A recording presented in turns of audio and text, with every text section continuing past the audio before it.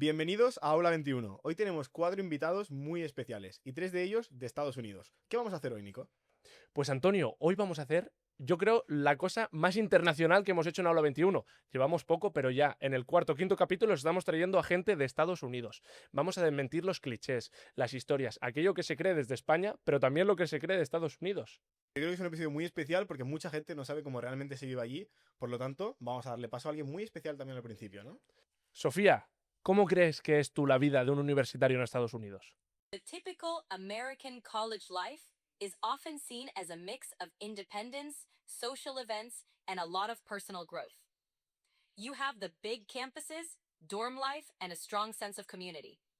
Cliches? You've got the frat parties, the cheerleaders, and the iconic college football games. But there's also the reality of student loans, intense competition, and the pressure to network and find internships. In pop culture, it's often shown as a non-stop party scene, but in reality, it's a balancing act of social life, academics, and preparing for the future. And hey, it's not all red cups and road trips. There's also a lot of late-night studying and self-discovery. How's that? A quick snapshot of the American college experience with all the cliches and a bit of reality. Thank you, Sofía. So let's see if this is real or not. Are you ready, Antonio? I am ready. Let's do it. So, welcome, girls, to Aula 21. How are you doing? Good, thanks for having us. Yeah, good. Before starting, I want you to introduce yourself. I'm Bridget, and wait. You can talk, yeah, there, in the middle one. Oh, in the middle. Okay, sorry. I'm Bridget. I'm Cameron, and we're both from Massachusetts in the States. What do you study? I'm studying business. I'm also studying business, but I'm doing management. And where are you studying? Because you're here in Spain. Yeah, so, in Spain, we study at UAB, but in the States, we study at UMass Amherst, which you kind of represent it. Yeah. And it's the same for me. We met at our College. our home university, and then we came to Spain together. Yes. Why Spain? Why did you choose Spain? For me, I was actually here last summer with my sister. She studied abroad here for the summer semester, and I really liked it here, and a lot of my friends were going, so it was sort of like a last-minute thing for me to come here, so. Very similar for me. I also came a few years back, and I just loved it, so I wanted to come back. Oh, the first question, girls, is do you think that we are studying to learn or just to pass exams? I think there's a lot of pressure and a lot of competition like surrounding exams because I think especially at like home they use exams as like a way the only way to show like our knowledge. So I think there's a lot of pressure to perform well on them even though there is other ways in my opinion that like you can be knowledgeable. And I feel like studying is a lot more about just passing exams and not as much about understanding or like enjoying what you learn. I agree with that. It's a lot of memorization, just applying things that they're saying and then doing it on the exam. And then once the exam's over, you sort of forget everything you learned. So I don't really think it's like emphasized to learn just because you want to, more so to pass. Yeah, and I think there's also a huge emphasis on like standardized testing. So like there's so much pressure surrounding like the SAT and the ACT, which are just like tests that they use to like place you in college. So I think there's a lot of pressure surrounding that because they like the teachers will tell you if you don't succeed or do well in those, then you won't get into a good college. Do you have good grades or not?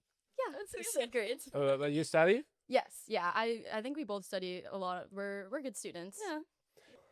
And do you think that it's more easy here in Spain or in the States? The exams.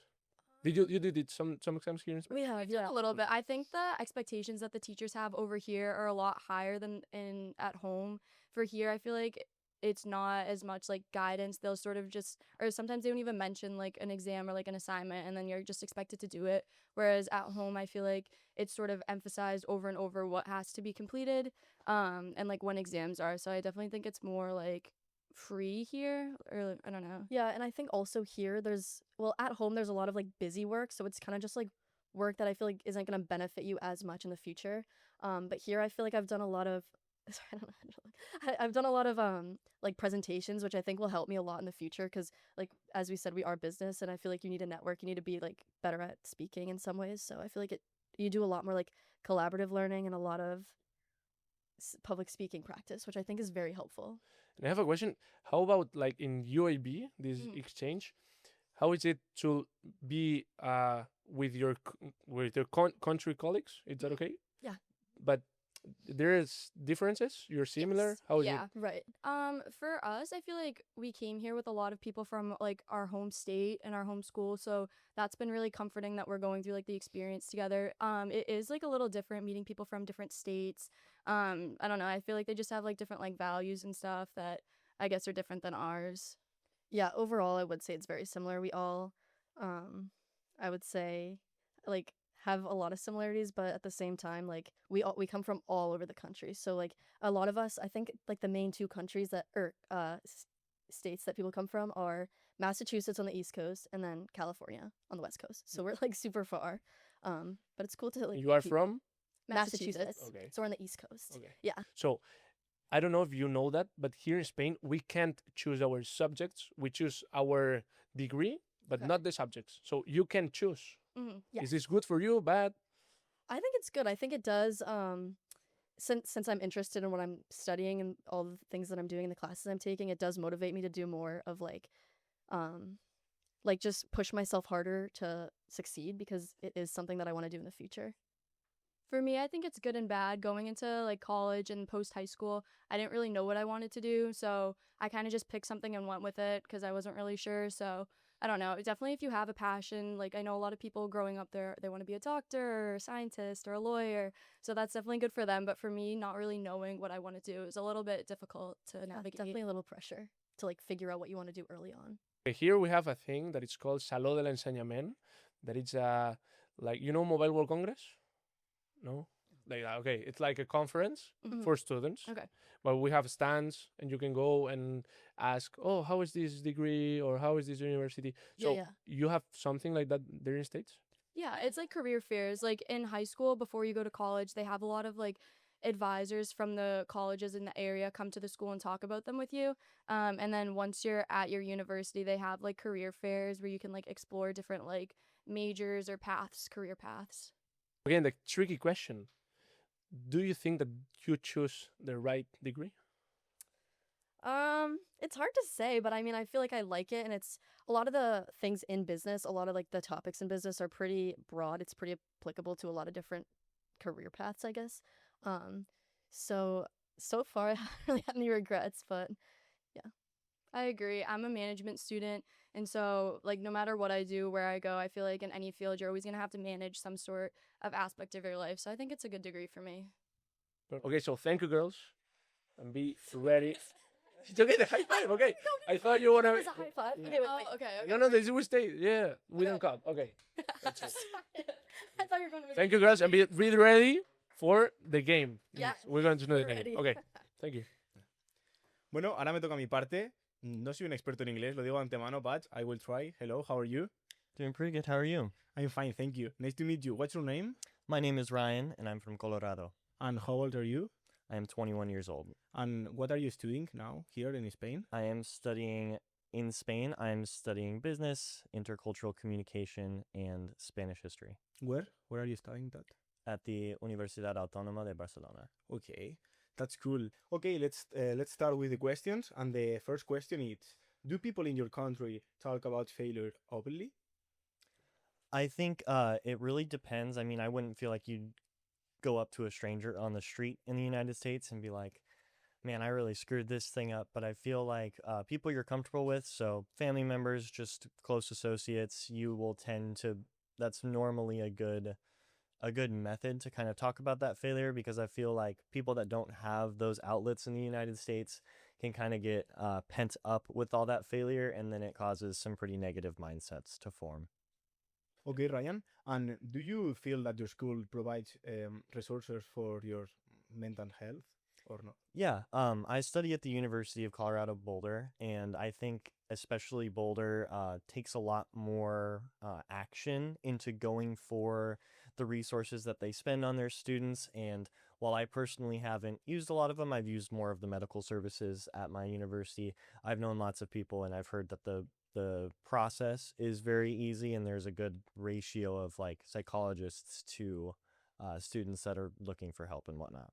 Okay, Ryan. And how do you experience culture shock when you arrived here? I felt like already having kind of a basis of the knowledge of being able to speak Castellano a little bit. I felt like it was less as strong for me than other people. However, I think I definitely noticed one, having the access to like genuinely usable public transport, because there's no such thing like a metro that exists. I mean, there's like an overground little tram thing that exists, but only in my home city of Denver. And I feel like in the United States, everybody travels by car because there's so much more open space. There's always a much higher availability of parking. And it's just been really interesting to always have access to some form of public transportation that works pretty darn efficiently, I will say. And when and why you learn Spanish? Well, honestly, my mom put me in a class that was just like very, very early Spanish when I was like 4 years old. And I did that for maybe a couple months. And then I started it up again in middle school, and I took it every year throughout high school. And then the last classes I took kind of were very work heavy. There was a lot of homework. So I kind of started losing my passion for it. But then when I went to my university, I discovered that I already had almost half the credits needed to get my minor in Spanish. And so at that point, I made the decision that I want to become fluent and I want to learn the language because it's millions of more people I can meet and speak with. And do you think that is a easy language or is a difficult language to learn? I feel like it's one of the easiest languages to get into if you're already a native English speaker. But I feel like, especially depending on where you come from in the United States, makes it a lot more difficult. Now that you said the difficulty that the R sound, and I have a challenge for you. Uh-oh. It's a typical phrase in Spanish that Okay. is the next one. That is, tres tristes tigres comen trigo en un trigal. Tres tristes tigres comen trío en un trial. Yeah, that's true. Hi, I'm Martina, and we've been talking about the difference between the universities here and in the US. So I want to know, what about your daily routine? What do you do in your day? For me, I usually start my day around 8 o'clock. I wake up, grab some breakfast, get ready. I usually am worse dressed than this. I don't know, I tend to wear more leisure outfits at home. Comfort is a Yeah, priority. comfort is definitely a must. And then my classes usually don't start until around like 10, and they're not as long as the classes here. They're about 50 minutes to an hour and a half, depending on the class. So I'll usually have maybe like 3 classes a day, and then I try and make them back to back, so I just have them all in a row. And then I'll meet up with some friends and we'll do work at the library or just at different places on campus. And then we usually get a big dinner together, and that's a typical day. And there you don't do any sport of. Our university at home is definitely so big, so there are a lot of different sports. I mean, for me, I don't know, I haven't really been like super involved with that, but we have like a recreational facility, so they have like Pilates classes, spin classes, like just a gym. So like we usually like will sign up for like a class to do together, so like during the week. Okay, Yeah. what about you? Mine is pretty similar since we go to the same school, but I would say wake up. I eat like a bigger breakfast in the morning than I do here, I feel like, because I need it to like fuel me for the rest of the day. And then I go to class around like 9, 10-ish, depending on what time I have it that day. And then I usually try to get them all done at once, same as her. I usually finish by like 2 or 1, like early in the afternoon. And then I maybe do, like, it kind of depends on the day. Do some homework, go to the rec maybe, see my friends, take a walk, stuff like that. Grab dinner, go to bed, do it all again the next day. Me calmo. Okay, guys. So now I have a challenge for you. Like, to see if the time you spent here in Barcelona, like you've learned some Spanish and those things. And I have Spanish expressions, like typical Spanish expressions. Okay. So you have to guess what they mean. Okay. Okay, the first one is tirar la toalla. Like, to throw the towel. Like, what do you think it means? Like to give up? Really? Wow! That's right. Okay, the next one. Like, estar en las nubes. Like, be in the clouds. Yeah, you're in like up in the clouds. Yeah, like That's an expression in English. we would say probably like on cloud 9 because it's like positive, right? Like And why Is it cloud nine? positive or is it like Her head's I in mean- clouds, like she's elsewhere, like she's not thinking about. It is like, yeah, it's more like Okay. when they were speaking, I was in the clouds because I wasn't paying attention. like daydreaming. Yeah, Mm-hmm. yeah, totally. So how do you say it in English? Like being in cloud No, nine? that's different. Okay, that's different- different. Like, different so set. being in cloud nine, what does it mean? Cloud nine's like, God, I've had the best day ever. I'm on cloud nine right now. Okay, so you are like Really good. super Yeah. okay. Happy. But we say something similar. We just say like her head's in the clouds. Oh. Like, I don't think people say no. I've heard that. Yeah. last time. Well, Maybe it's You're not because you crazy. spend a lot of Okay, time you're here. not Yeah. Okay. Ah, okay. Cameron, please. Okay, so no tener pelos en la lengua. In English, it's like you don't have hair. hair in the The tongue. tongue? What do you think it Oh, means? wait. I'm gonna say. I have no That's I don't know. Like, Give us an example. Yeah. Wait. Can you? Yeah. okay, say- yeah, totally. Okay. Okay, so I have no hair in the tongue Mhm. because I say what I want to say Oh. you know? You don't like Okay. bite your tongue. You don't hold back when you want to say. Yeah, Yes. totally. Like, Okay. Bite your. if Yeah. I hate you, I'm going to tell you, and I have Yeah. no hair in the tongue. No filter. Yeah, like Say- totally. You say what Yeah, you think. Okay. Yeah, that's true. Okay. When something cuesta un ojo de la cara, that's really difficult. I mean, when something, Like, yeah, like we would say like, that costs an arm and a leg. yeah, totally, Okay. that's the expression. Yeah. So it is like cuesta an eye of a rich. Of the face. No, oh. yeah, like cuesta un ojo de la cara. Something caro is something expensive. Yeah. So it's like, you know, I think it's because now, like in the past, people used to wear like eyes that were in, you know, I don't know how to explain it. Fake. Yeah, fake eyes. Okay. So they were really expensive. So I see. I see. I think the last one, and this is really difficult. Se me fue el santo al cielo. Do you want to translate it? That I went from the saint to heaven. That Yeah, I it's went like- from Sith. Okay, a saint that I had Mm.